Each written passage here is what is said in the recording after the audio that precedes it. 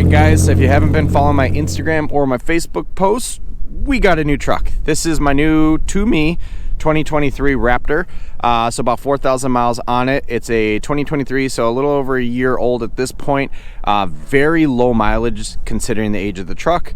But let's talk a little bit about this, and then at the end of the video, I'll walk you through what my first aftermarket accessory is going to be on the truck.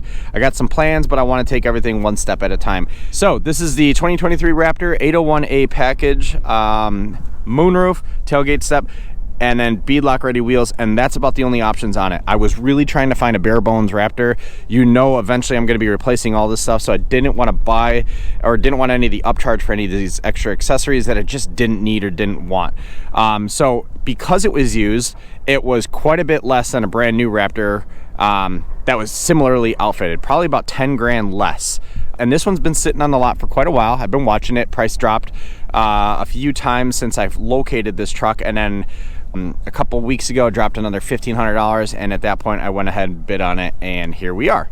So 801A package, which means it's got the front torsion differential as well as the rigid light package and a few other amenities on the inside like navigation and whatnot. But this is in azure blue and I absolutely love it. Now, this is a COVID build truck, which means it's missing two pretty key things that I don't care too much about, but a lot of people do, which is probably one of the reasons this truck sat on the lot for so long.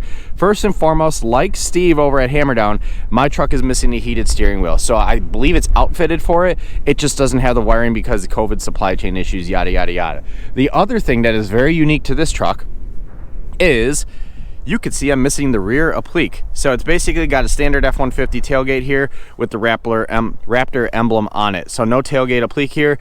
I think this is part of the reason why this truck sat so long, because a lot of people really like the Raptor and they want it to be the Raptor. And that tailgate applique really does make that truck what it is.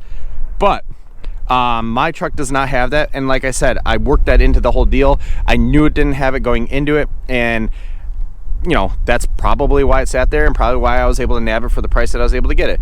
But anyway, beadlock capable wheels, we'll end up switching those out.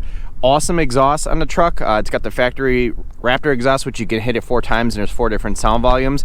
This truck sounds like a monster, and we'll get some exhaust videos down the way. But anyway, just wanted to show you the truck as it sits today, and let's talk through a couple plans as far as the modifications here. Gonna keep things really basic in the beginning. We're gonna start with the fundamentals, right? So your floor mats, your mud flaps, just the tonneau cover, things you need on a truck. And then at some point we're gonna jump up and start looking at some of the fun accessories, but I need to get through these fundamental projects first so we can start using the truck as our family vehicle. So if you remember, we go up to our summer homes lot, we have a lot of hockey travel, and I need to make sure that this truck can handle the use and abuse for my kids on all of those trips. So seat covers is probably down the road as well. But anyway, this is my 2023 Raptor. Absolutely love driving it so far. I do miss my Rebel sometimes, but I'm happy to be driving a Raptor. You really do get a lot of looks when you're driving this thing. Sounds awesome, and is arguably one of the fastest, most comfortable trucks I've driven in. So let's talk about the first aftermarket accessory we're going to be throwing on this guy. All right, so I'm not really going to consider the Line-X the first aftermarket accessory, but when I did buy the truck, I worked the Line-X liner into the deal so that when, you know, I ultimately came to drop my Rebel off and pick up this truck, it already had it. I don't like the DIY solutions.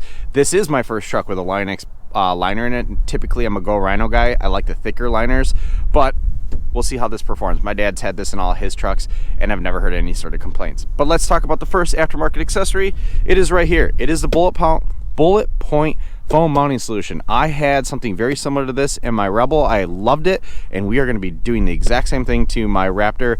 It's a much bigger Rubber platform than what you can do in the Rebel, but I liked it because you could put multiple phones hanging off this thing. It was a super sturdy mount, and then I could put a GoPro mount on there as well. So we're going to be filming that video here, probably the next video on the channel, but I did want to give you a heads up that bullet point mounting solutions is the first thing we're throwing in the truck.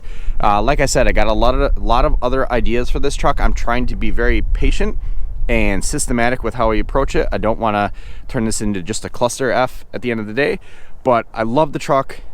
Wanted to give you all information, wanted to introduce my truck to the channel, and hopefully I'm getting some new Raptor followers. For my Ram followers, stick along for the ride. I know a lot of you are going to give me some pity views. I really do appreciate y'all giving me some advice and being with the channel for some time, so hopefully you stick around. But this is a new chapter for the channel. I'm excited. Hope you're all excited as well. Let's start digging into this guy.